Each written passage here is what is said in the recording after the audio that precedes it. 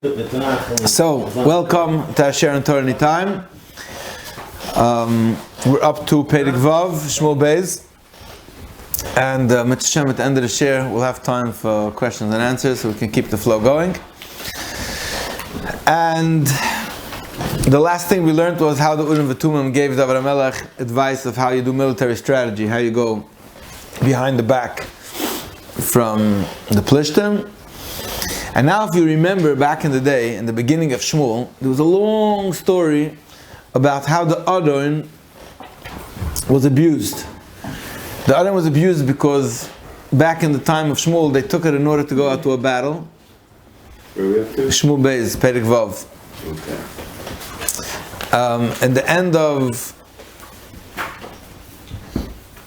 In the beginning of Shmuel, the story was how they took away the Aron. They used the Aron in order to bring it to battle, in order to give them power. The Plishtim took over the Aron. It wandered around in all these different Plishti villages. We had a whole story there with the golden hemorrhoids, with the mice, and how there was a Magefa, and how whatever they did didn't work. Finally, it ended up in Beit Shemesh, and it sat there for 20 years. Now, after the long story of David HaMelech, where he consolidates and he brings both kingdoms together, and he makes himself a palace. We had this king of Chiram Melech Tzoir, who built him this beautiful palace, and then he had a whole bunch of wives, and he had a whole bunch of kids, and life was going good.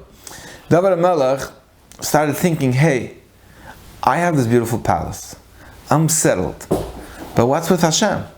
He also needs a palace.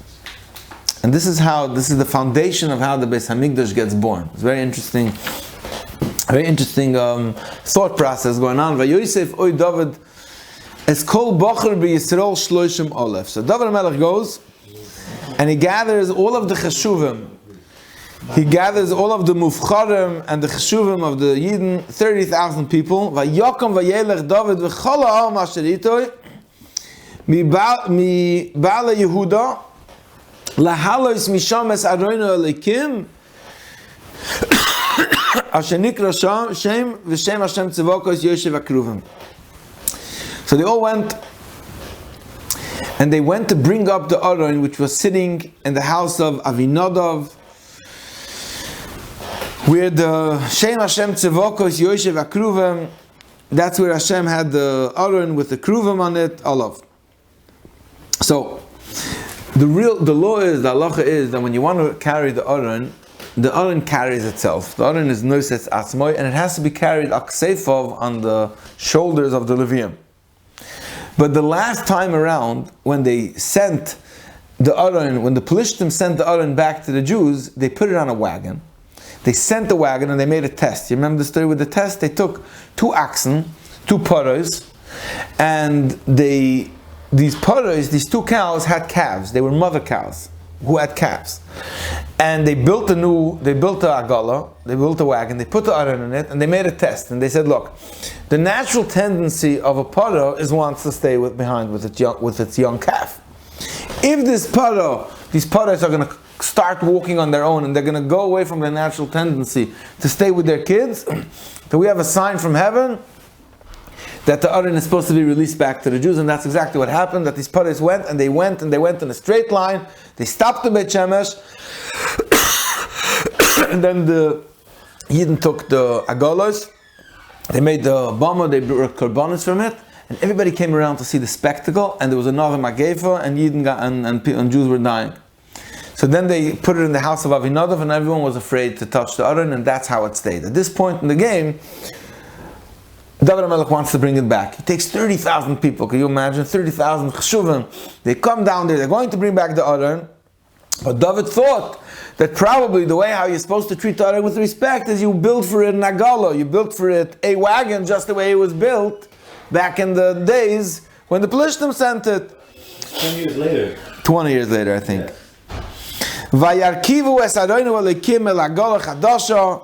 Vayisouhu mi beis Avinadav asher bagiva ve'uzo ve'echyo b'nei Avinadav nehagim esu agala chadasha. So this Avinadav, who was the host of the Aron, had 2 sons. One of the sons is Uzzah and his brother.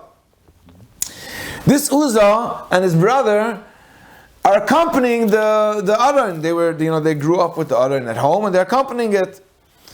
Vayisa'u mi beis Avinadav asher begivo im Aroinu alekim v'achyoi hoylech lifnei Aron. They're walking in front of the Aron, the two brothers. V'David v'chol beis Yisrael mesachkim lifnei Hashem. They're dancing. They're full of joy. B'chol atzei v'roishim v'chinoiros v'nevalim v'supim v'nanuim v'tzaltzelim. Now, really, what's going on over here is that all of these instruments create a rhythm. They're like their drums, their bongos, their tambourines, and they're having this whole beat going. And everyone is going into this ecstatic trance dance. Vayavoyu ad Goyre Nochon. They come to a place called Goyre Nochon. Vayishlach Uzo el Aroinu Alekim vayoyches boy ki shamtu habakar. So Uzo sees now the Aron is not happy. The Aron is not appreciating being taken on a wagon, because the Aron is not meant to be taken on a wagon. It's meant to be carried on the shoulders of the Levium. Okay. So the Aron, which is on this wagon, is wobbling, it's shaking, and it looks like it's going to fall. Now the reason why it was shaking was because the Aron didn't want to be carried on a wagon. But Uzzah thought that the Aron is going to slip off the wagon and is going to fall. So Vayishlach Uzzah el Aroinu Alekim vayoyches boy ki shamtu habakar. The cattle, the bakar, the oxen were shaking it, and he grabbed onto the Aron to stabilize it. Vayicharaf Hashem b'Uzzah. And Hashem was upset at Uzzah that he thought that the Aron is going to be able to fall. You're mavazed the Aron by trying to stabilize it as if you're going to control the Aron. The Aron is good. You don't carry the Aron carries you. Vayakeu Shmuel Beis al Ashal. And God struck him down on this mistake that he made, that he should have understood that the Aron carries itself, and he dies. And Uzzah dies because he touched the Aron. So there was a tremendous message that came down over here, is that don't mess. Now the Aron doesn't appreciate when you look at it. That's what happened back in the days of the Plishtim, when everybody came to see the monkey in the zoo, to see the spectacle of the Aron, and they wanted to see like a museum. The Aron has to be in a makom tzonua. The Aron has kruvim on top of it. The Aron is like in Kabbalah and Chassidus, it's called Cheder HaMitos. It's a private place. It's a place where the Koche Kochem, the Aron is, you don't look there, nobody goes in there all year, only one person, the holiest time of the year goes in one time, it's the holiest place. And there's a tremendous Hashira there. The Aron is not for everyone. In order for the Aron to be functional, and to bring its hashir, it's like a same bechina as ina berachas tole el bedavar asom min ha'ayin. When you have blessing in the world, and you start counting it, and you start staring at it, and you start taking it apart, then it disappears. There has to be a certain mysteriousness about it, a certain hiddenness, a certain tznius about it. Vayichal David al asher paratz Hashem paratz be'Uzzah. David was upset at himself why this happened and why Uzzah was struck down. Vayikra l'mokam hu Peretz Uzzah. He called this the place of the death of Uzzah Adayim Azar, because this is where the tragedy of Uzzah's death happened. Vayira David.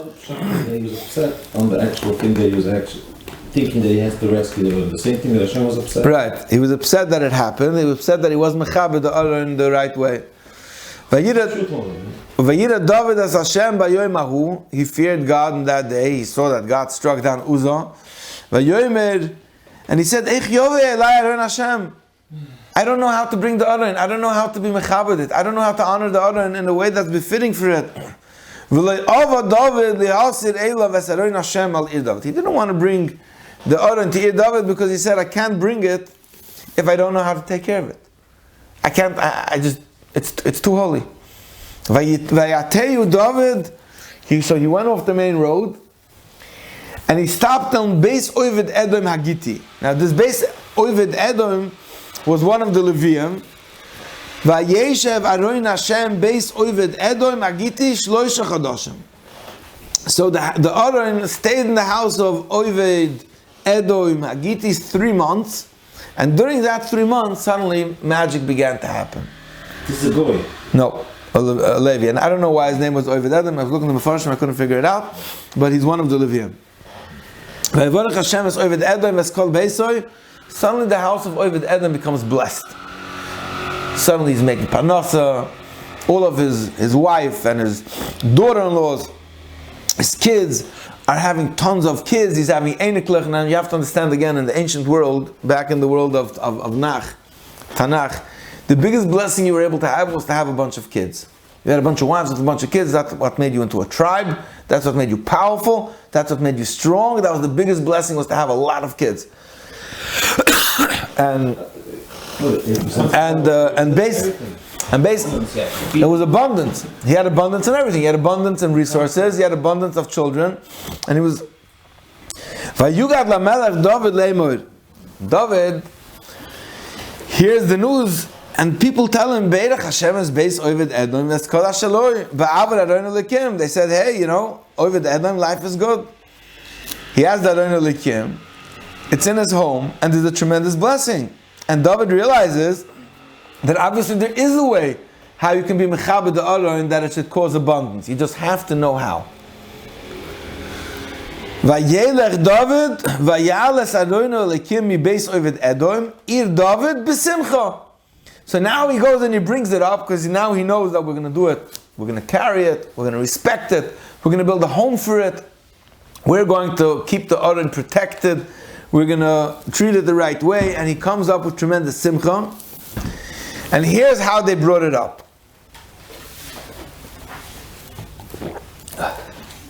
Vayiki tzoadu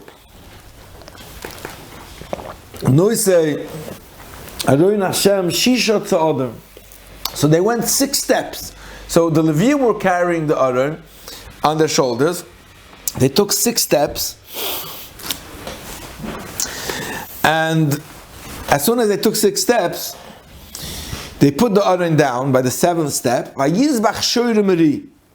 They brought a fat cow, and they brought a korban, and fat. V'David mecharkir b'chol oiz lefnei Hashem v'David chogor ephod. So this is a very famous pasuk. David danced with all his might. He let loose. And he was wearing an ephod. He was wearing like a fancy garment. But chogor ephod bod, a very like aristocratic beged. He put it on special for the occasion. And he was dancing like there's no tomorrow. And like we said before, there was all of these instruments which brought you into like a rhythmic place. And he just left. He lost control over his body, and he just was in a different zone, and he was totally in a place of Dveikis Lashem.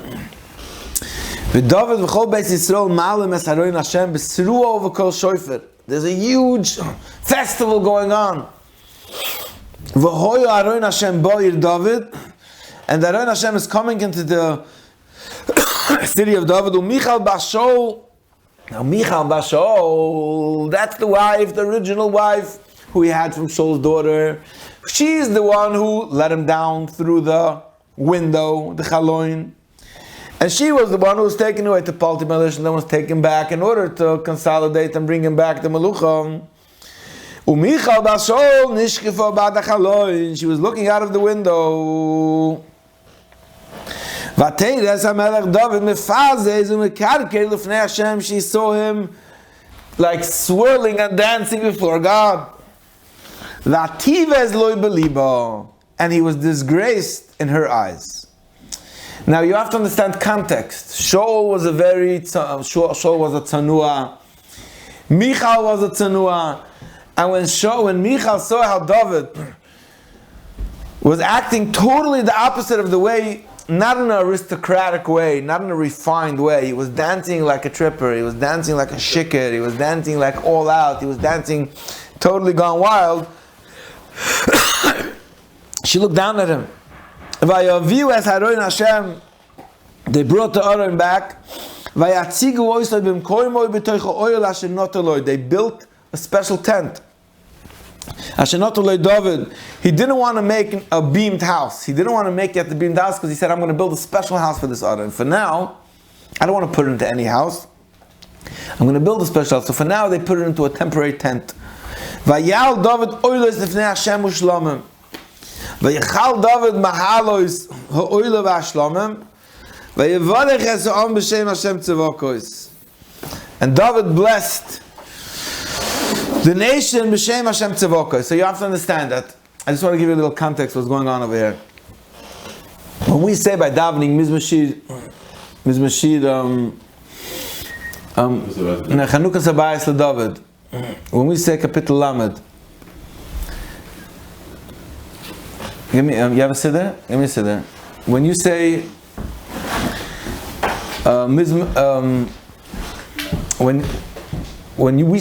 when David HaMelech had his palace built, Hiram came and he built him a palace. It says there that he set up his melucha for the purpose of serving Klal Yisrael. And at that time, he had a tremendous ashirah, and he realized how grateful he was for everything that he went through. So, thank you.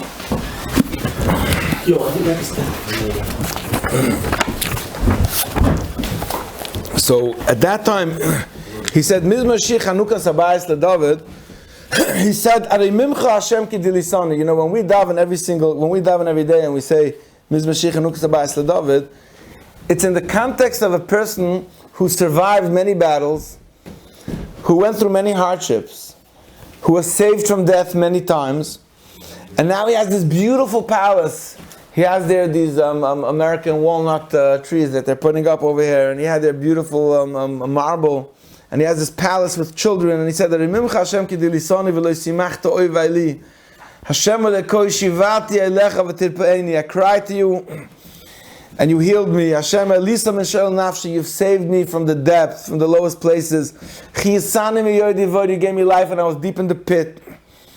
Zamru Hashem chasido avoid lezecher kochoy. Kirega ba'apechaim betzoyno.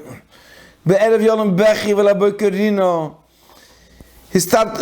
More the ketfilas, he said, "Ma betza bedomi b'riti al shachas. Hayotcha ofor hayagid amitecha. Pitachto saki vatazeni simcha." He had a tremendous connection to Hashem from his palace. And he said this kapitel of Tilim. Now, he wants to build for Hashem also a house. He feels that if God gave me a home, I want Hashem to have a home too. I want his Aron also to have a home. And it was in that context that he let it all loose, and he said, "I'm ready to give it all away for you, Hashem. Because whatever I have, I want you to have too." So when he's in that state, he was starting to bless the people, and he was giving bracha. He was being mamshech shefa for the people in this state of hashirah. Vayichal David mahalos oil v'ashlam yavorech es am b'shem Hashem tzivakos vayichalak l'chol ha'am l'chol hamoin Yisrael l'meish v'adisho leish chalas lechem achas. He gave for every single person who was there a bread, like a sourdough. He gave everybody a sourdough, ve'eshper echad, and a tomahawk steak, ve'ashisho echas, and a bottle of wine, ve'yelach el amish lebeisai, and everybody went home ecstatic that they brought the Aron back after 20 years of exile. After Uzzah died, finally Hashem is coming back to the Jewish people. The Aron is back in town. The joy was next level. So now he comes home and he wants to give over that same shefa that he had. He wants to give it over now to his family, to his wife and to his kids. Michal Bashol comes out to David and she says, like sarcastically, how honorable is it that the king of Israel, that he was revealed today in the eyes of the maidservants, like one of the Shekirim, one of the Poetim, one of the Reikim. You got uncovered when you were dancing. You were like, weren't here, totally disgraceful, totally not befitting of a king. And the whole bracha evaporated. He was here in a zone in order to be mashpia bracha, He was giving bracha to whole Klal Yisrael. He was giving not only bracha, he was giving bread and wine and meat. The joy was great. He came home, he wanted to be mamshech bracha, and it just... David told Michal, what do you think? I was dancing just because like I was shikr or something? Lifnei Hashem, I was dancing before God. And of course I'm going to be mevazeh myself before God. Asher bochar bi me'avicha. He chose me over your father. Now comes like the shtech back. Me'avicha umikol beisoi. You know, God chose me over your father and over your household. Uletzavos oishi lenogid. He chose me to be a king alam Hashem al Yisrael. And it's not enough. V'sichakti lifnei Hashem. So I was eschak, I danced and I was joyous before God. He gives her a compliment that your family is amazing. That's 2022 pshat. Unkaloisi oid mizois. Not only that, I'm still going to go even further. You think I was mavaz myself? You ain't seen nothing coming yet. I'm going to go more. V'nekaloisi oid mizois. I'm going to be mavaz myself even more. I'm going to be totally annulled, totally bottled in my eyes. And those maidservants that you said that I'm going to be disgraced by them, by them I'm going to be honored, because it's a covet that I should annul myself and I should go wild for God. It's nothing about me. It's not about me. It's about Hashem. And you know, David was the one who actually always connected with the 400 chevra plus the imohos. He was always good with the low-level people. And the pasuk finishes tragically.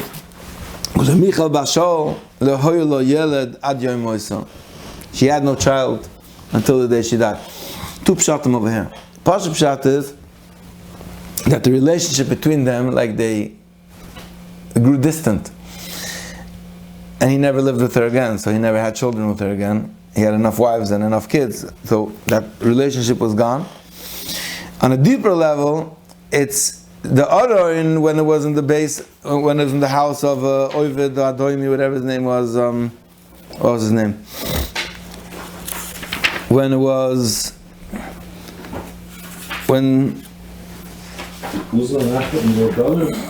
No, the 3 months. The pasuk said that when it was in the house of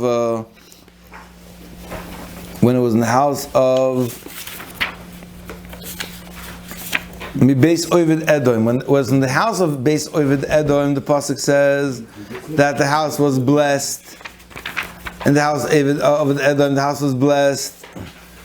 Leimed Beirech Hashem as Beis Ovid Edom, that he had a whole bunch of children. Because he respected the Aron, and that was mamshech, a tremendous amount of children. And because Michal didn't realize that the Aron is, that God is beyond, and your honor is only here to be able to give it away before Hashem, that's why she lost the ability to give birth to new life. But regardless, whatever it is, this is the end of the lineage. I mean, this would have been the last hope for Shaul to have a lineage through David. She could have had an enikel. Shaul could have had an enikel through Michal, that would have been an enikel from Shaul, and would have been the continuation through the base David. She wanted him to be respected. She felt this is respect, and this is what women do. No, it's a very good topic, this, because the question is, what's respect? That means there's the respect the way we see respect, but then you have to be able to see deeper and realize that sometimes giving away your honor and giving away your kavod is a different layer of respect. Respect is not only, there's levels of respect. So the story continues in Perek Zayin. What? She had to remind him, I think. She definitely had. I mean, she was the loyal wife that saved him. She was the one who lowered him from the window. Did she fall out the window herself? No, she lowered David in the window, and Shaul wanted to get him. She didn't fall out and die herself? No. Not only that, I mean, she was taken away from Palti Ben Lish. But what happens throughout Nach is that you realize, it means when you're young, when you're small, it's like, let's take for example, let's say the word truth. Let's say you say truth and false, true and false. Sheker. So when you're a child, you say, what is truth? Truth means you say what happened. What is false? False means if you deny what happened. But then when you get older, you realize it's not so black and white, because let's say it says muter l'shanes mipnei hasholem. So let's say somebody comes to you and he says, hey, what does that guy think about me, or what did he say about me?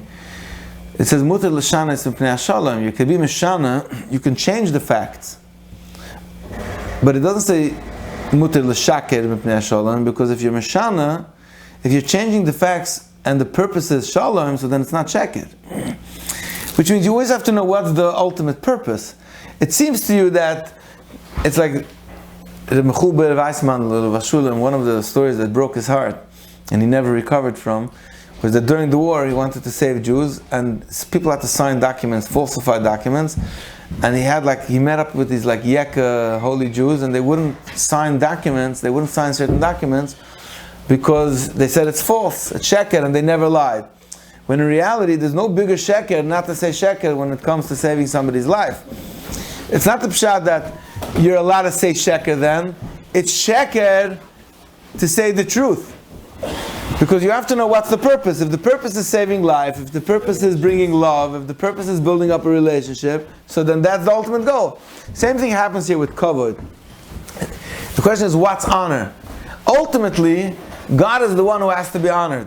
So the reason why I have honor, and the reason why I'm respectful, is in order that I should be able to get power. For what purpose? To give over the honor to Hashem. Once I get to that purpose, it's not about me. So throughout Nach we develop our definitions of what words mean. We come into Nach thinking that, okay, I know what honor means. And then later on you find out, no, sometimes you have to be mavazi yourself to have honor. Sometimes you have to lie in order to bring out the truth. I don't want to say the word lie. You have to be mishan in order to bring out the truth. You have to understand what's the bigger picture and what's the main goal. So now that the Aron is back in town, finally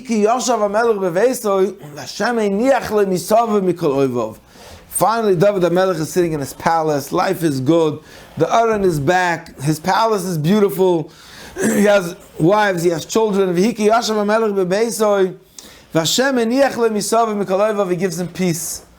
Everybody was afraid of David. He beat the Pelishtim back. He got rid of the Avodah Zaras, of the Pisach, the even in Pisach that was on top of Ir David.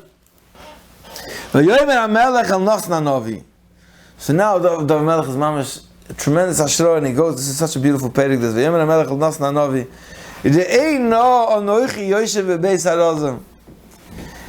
He tells Nosna Novi, he says, look, it's not fair that I should be sitting bebeis harazim, in a beautiful cedar house, live edge, beautiful wood, and the Aron is sitting in a tent. It's not befitting that I'm living the good life and the Aron is sitting in a lowly tent. Why did he build his house first then? He didn't build it, Hiram built it for him. Tell Hiram to build the basement first. Okay, good question. But usually you're only able to build for God after, that means you can only help people once you're helped. Once you're in a stable position and you're set up and you have a base, that's when you can help others. So David HaMelech follows that pattern. First Hashem helps him, he sets him up. Now he's going to use his wealth, his influence and his power in order to do for Hashem. You consider before you. It's like my grandmother, my wife's grandmother, she was a Galiciana. She used to say that her mother, talking about back in Galicia, back before the war, sometimes the kids, she would lock herself in a room and eat. And the kids would pound on the door and they would say, Mami, wie bist du? Wie bist du gegangen? Mami, where do you go? So she said, Ich bin gegangen en gemachen a mama. I went to make for you a mother. It doesn't translate well, but in Yiddish it's Ich bin gegangen en gemachen a mama. Which means sometimes the mother has to go lock herself in a room and eat and have some peace of mind in order that she should have the strength in order to take care of her kids. So first, you have to have energy, you have to be in a good space in order that you should be able to help others. If you're going to be running around, you're not going to be able. So David HaMelech sets himself up first, and now he actually doesn't forget the reason of why he was given the wealth. He was given the power.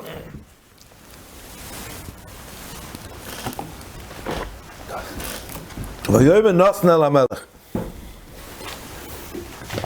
Nasna Navi tells the king, he says, wow, that sounds so beautiful. It sounds amazing. I mean, can you imagine how emotional this is? A king says, I'm sitting in a palace, Hashem's sitting, his Aaron is sitting in a tent. I want to build this beautiful. So the Nasna Navi says, like, this is a no-brainer, right? No-brainer. You want to build a Beis HaMikdash? Build a Beis HaMikdash. Ki Hashem imach. Hashem's with you. So David HaMelech is ready tomorrow to go start building a Beis HaMikdash.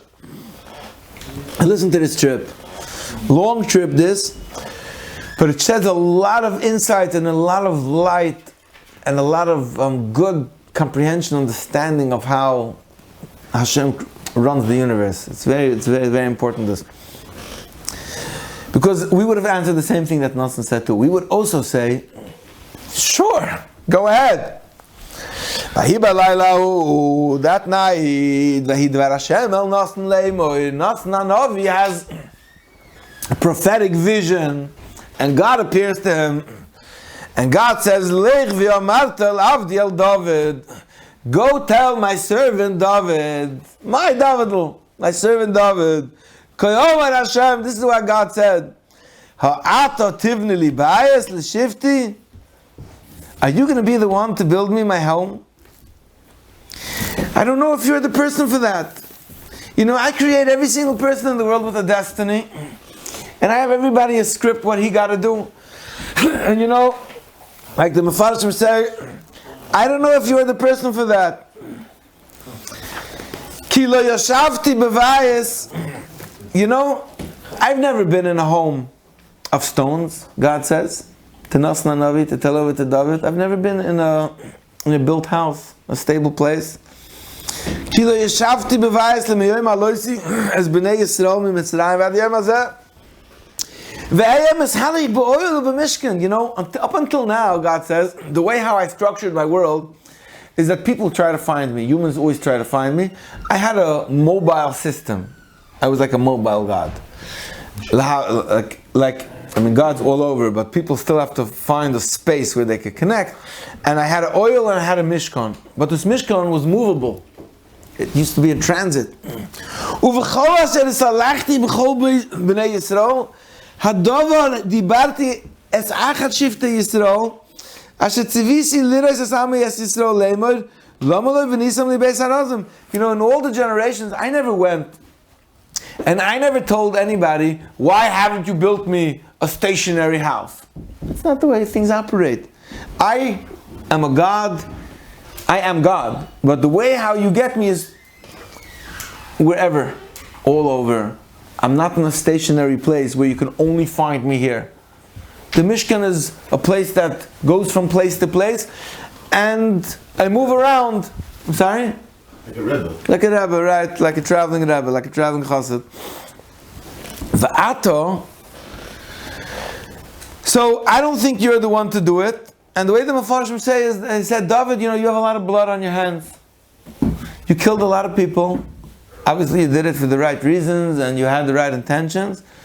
But if you want to download a new way of how I'm experienced in the world, it's not part of your script. It's not part of your job description. But your ratzon is beautiful that you want to do it. As a gentleman, fighter. Well, on that note, when did you have a leader who lived in such a fancy house like David did? Well, Shlomo HaMelech, you see, Shlomo is... That was later. Right, ultimately, Shlomo HaMelech is the one. Moshe, Aaron, they all lived in tents. Right. In tents. So and that's why David wanted to build also, because he got himself a Beis HaRazim. You have to understand also, you always have to go back in context. You have to understand, it's a huge big deal, a Beis HaRazim, a house with beams. And you see in Nach, you lived in a tent. To have a home with beams, you know how much work went into having a home with beams? You know what it took to make a beam? You know that a beam meant that you had to cut down a tree in the Middle East, which was very, very, very large, and you had to cut it without a DeWalt, without having this bandsaw. There's no mill that cuts wood. They did have a Noah's boat, right? And how many years did it take Noah to build his boat? What?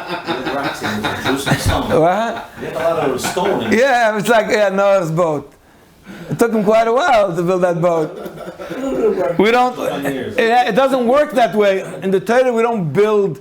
It's a huge big deal. Construction is a huge big deal. You don't have a Home Depot truck come and deliver lumber, and you build with sticks. You cut down a tree. It has to be brought over with oxen. You have these little logs rolling it over. You have to build. It's a huge big deal to make it. Va'ata koisoyim elavdi David. Listen to what you should tell David. Koyamar Hashem tzivakos. Ani lekachticha min al-nova ume'achad hatzoyin. He says, but it's such a beautiful painting this, because Hashem is telling David, your ratzon was very beautiful.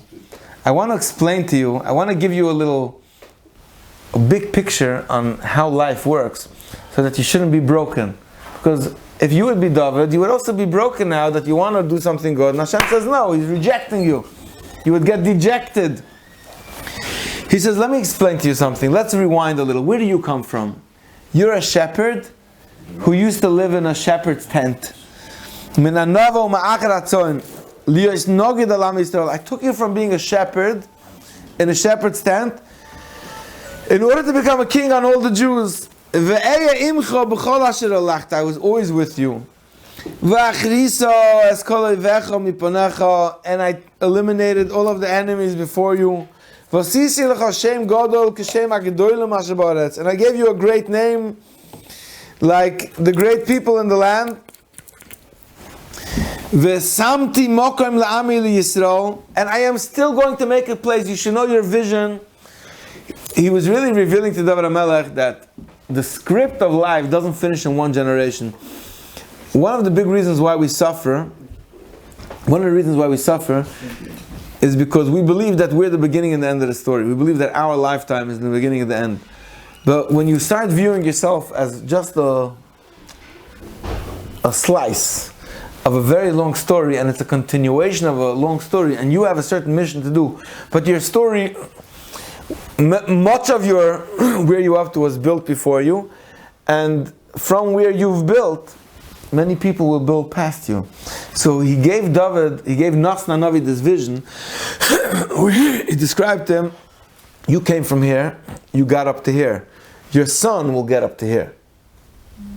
It's like the story from the Sfasemis, or the Imremes.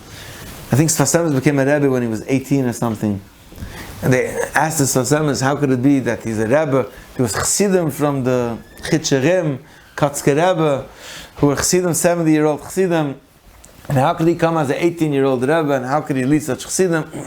The story goes that, I think it was the Sfasemis, told them that there was once a person who struggled his whole life to go up a mountain, like climb a mountain like Mount Everest, you know. He spends his whole life, he climbs, he falls down, climbs, he falls down. He goes up again, gets new gear, the gear breaks, he has to go down all the way down to the beginning, create new gear, travel up again. He's almost by the top, he falls all the way down. Anyway, by the time he gets up there, he's 70 years old. He finally reaches the top of his life's journey, he reaches the top of the mountain. He comes to the top of the mountain, goes up, he sees a whole bunch of little kids playing on the top of the mountain. They're playing with acorns. They're running around. And they're like, how in the world do you get up here? You know, they told him. The helicopter. They said, right, the helicopter. Right. You know what the helicopter was? They said, you climbed up here. We were born here. Which means people who climb up their whole life, at the end, when they have children or they have future generations, they're born on a much higher plane of reality.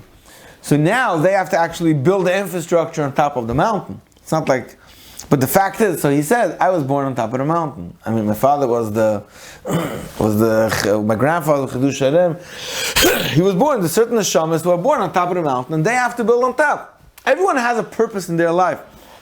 I want to tell you, even in today's generation, we think we're a very low generation, right? But, you know, we come from grandparents who came after the Holocaust. They went through a tremendous transition from pre-war mentalities till the places where we are today. And they struggled, and our parents went through. We live in a generation today, the fact that there's so much like peace and love and so much chesed going on, they struggled years and years. We're born on top of the mountain. We're born into a generation that has already chavedim, that has a kumzitz every second day, that has chassidus available at your fingertips. We're born a generation that we have Torah anytime, that has thousand people speaking on Torah anytime. There's so many chidushim, so much Torah being taught. There was a dirshu siyum where people verherzig. There's so much innovation, so much kindness, so much goodness, so much education, so much. It's Mashiach's times that what's going on in the world. I'm telling you, even lahavdal of alpha avdalas. I'm going to tell you. I'm going off on a side road, but I take a lot of inspiration from it. I don't know if it's politically correct what I'm going to say, but I just take a lot of inspiration from it. Definitely not. I take a lot of inspiration from this whole Ukraine-Russian war. Now, I'm not going in if the Ukrainians were terrible people by the Second World War and it's soaked with Jewish blood, and I'm not talking about that the Russians weren't either big tzaddikim for the Jews in all generations, to minimize it. But I take inspiration from the fact, I think this is the first time in world history where there's a battle going on. I'm talking about from a Goyish perspective, I'm not talking about Jewish perspective. And the whole world is uniting to help, to help a neighboring brother. I think it's amazing. I just think it's fascinating that there's a war, okay? There's been many wars through many generations. Many nations have invaded and conquered other nations. Many nations. Here you have a hechetimtza, where you have one nation invading another nation without getting in who's right or wrong. Irrelevant. The fact is that the whole world, the whole universe got galvanized to help somebody who's in a fight. To help and protect and try to... And I look at it as an advancement of civilization. Nobody was saying that did happen also World War II. Everyone is saying, let me help somebody who's getting beaten up. But most of that help is coming from That happened in World War II as well. The Allied forces on D-Day. It happened in World War II so late.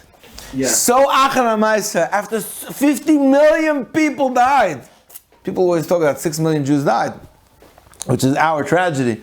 But 50 million people died in the Second World War. 50 million people died just in the Second World War. There was more than COVID. so many people. That means, if you look at it from a drone perspective, the world is becoming a better place. Anyway, back on the main road over here. So Hashem is telling Nasna Navi, come along, Rabbi Yisai. V'samti mokem la'am Yisrael notate v'shochen tachtov v'lo yirgaz oid. He says there's going to come a place in the times of Shlomo, future generations, where there's going to be a homeland. There's going to be Shalom v'sheket. There's going to be a Beis Hamikdash. I'm going to download myself in a new way. V'lo yisifu b'nei avla la'anoisoi k'asher v'rishoyno. The Bnei Avla Rishoyim are not going to terrorize and do evil. There's going to be shoiftim. V'lemin hayoyim asher tivisi shoiftim al Am Yisrael. V'ani choisi l'cha makol oivecha. V'higid l'cha Hashem ki ba'is yas l'cha Hashem. There's going to come a time where I will build a palace for myself. I will build a Beis Hamikdash. There will come a time from it, and Shlomo will continue your heritage. You don't have to finish the whole job in order for you to see yourself as successful. It's a very deep concept, this. We live our lives that we have to accomplish A, B, C, D in order that we should get a check. Hashem told David, you're a check. You fought, you came from nowhere, you became a king. You fought, you played your battles, you were with me, we had a good ride together. Gewalt. It's going to continue on. Your future generations are going to get better and better. That's what I'm saying, lahavdil, about the Goyim, that in the Goyish nations, in the Bria, it's getting better and better. What happened in the Second World War, what happened in Vietnam, what happened... I just said, checked here. It sounded like a lot, 50 million people, and you know what it said? 70 to 85 million. Oh, I'm sorry. 70 to 85 million. I can't believe that. I Yeah. thought 50 was like, Well, like you thought I'm exaggerating. yeah, it sounded crazy. 50 million. 50 million. 70 to 85 million. 70 to 85 million people. 19 to 28 from war-related diseases and 50 to 56 Right. killed and all. Right. Ki yimlu yomecha v'shachavto es avasecha. It's also, I don't want to go from the side road. Let's go back. Ki yimlu yomecha v'shachavto es avasecha. When your days will be filled in this world, v'shachavto es avasecha, when you're going to die, you're going to leave this world. V'akimoisi azaracha acharecha. And I am going to uphold, I'm going to set up your children after you, which will come out from you, which is going to be Shlomo HaMelech. I'm going to set up his Melucha. Who yivna bayis l'shmi? Shlomo is going to build a home for me. And I'm going to set up that his seat will go forever. I'll be for him a father. He's going to be for me a child. And when he's going to mess up, when your children will mess up, I'm going to give him musar. B'shevet anoshim. I love this word. B'shevet anoshim, with a stick of people. That means we think of a stick as a stick. You beat somebody with a rod. But the real rod is people. People are your stick. When you have people in your life which make your life miserable, that's the stick. Today, we don't hit kids with a stick, but we hit kids with people. We get hit with people. God hits us with people, with relationships with people in your life. That's how He tells you, Achi, hello, time to straighten out. Adam. You know how I straighten out people? I give them nigei b'nei adam. I make them have problems. I make your life problematic. God designs your life to be problematic because that's His way of giving you musar. God always, I want to tell you something, God never makes problems, but He always gives you musar. He always gives you obstacles in your life in order for you to have an opportunity to reflect and say, so where am I going off? What do I need to do in order to stand up, to go straight? Yeah, so to reflect on that personal translation short to the point that I said in the beginning of the share that in the last 10 minutes I'm going to answer all questions. So give me just another few minutes. I'm going to come back. We good? Yeah.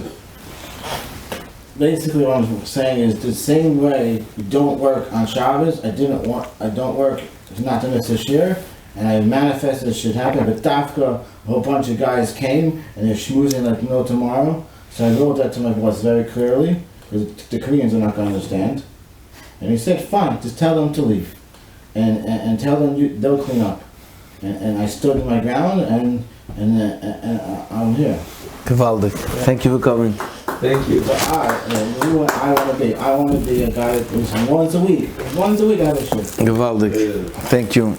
What if you were the person? V'chazdi lo yosir mimenu. People against people. Let's finish this. Most likely not God, right? Yoelish, let's finish here. V'chazdi lo yosir. People don't do that. V'chavdi lo yosir mimenu. And even when I give you musar, and even when I make obstacles in your life, I still don't take away my chesed from you.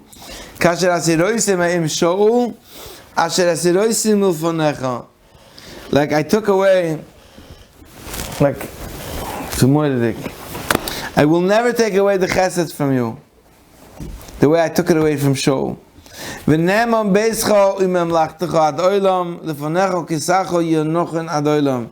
And you will remain with me forever. So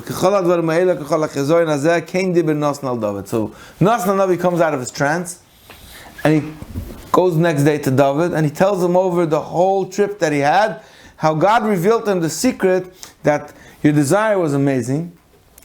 Therefore, I don't want you to feel rejected.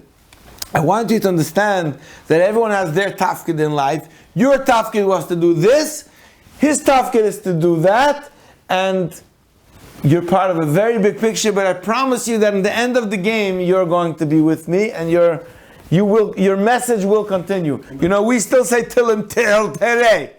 David continues till today. This is the craziest prophecy. Where Hashem promised David, you will remain. And we're learning about this thousands of years later. His prophecy still, his prophecy still remains till today. It's crazy. We're still saying Tillim. We're still learning about him. We're still David Melech Yisrael Chai v'Kayam. Kein diber nosnel David. Vayove HaMelech David. Vayeshev lefnei Hashem. He went before the Aron. So David goes before the Aron. He goes into the oil moed with the Aron.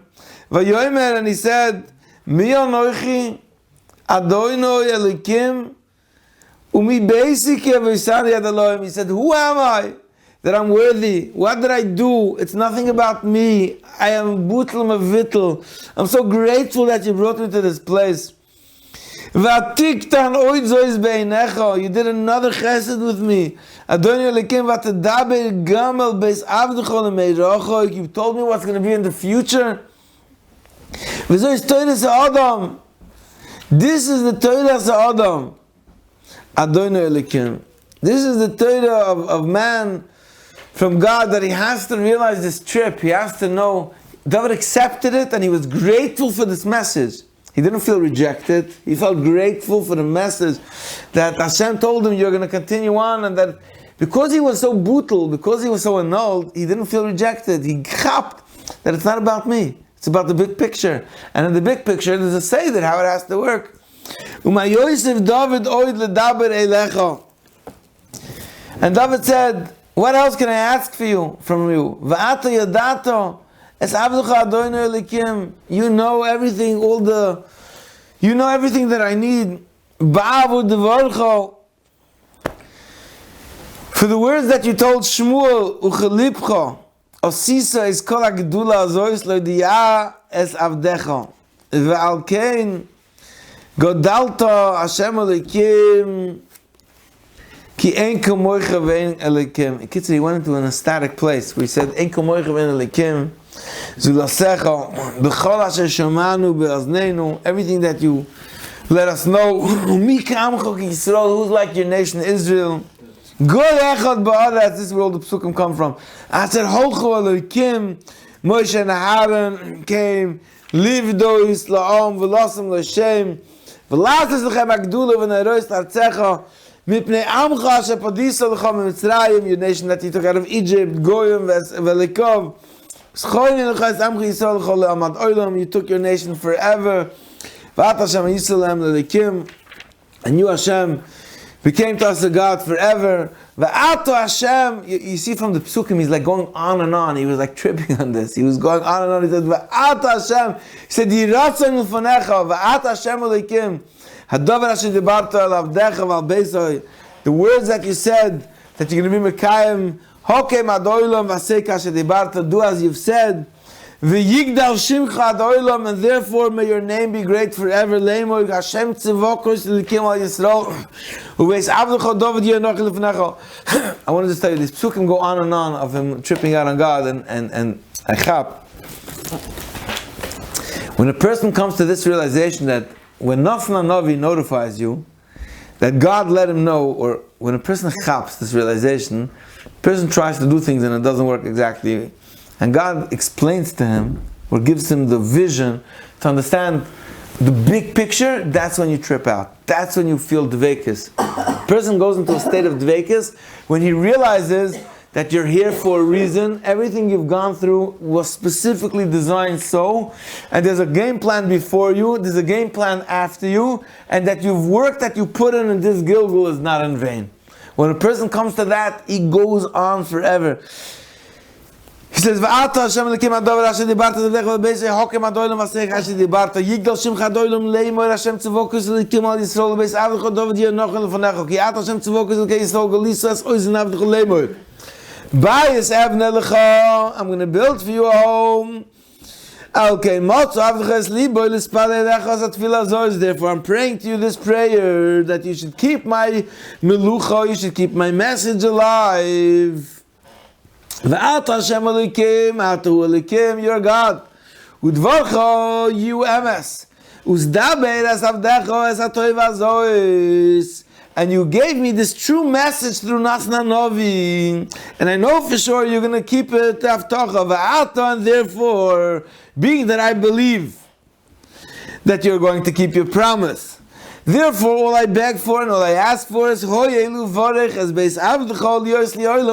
please allow my kingship, my message, who I am, to last for you forever. Because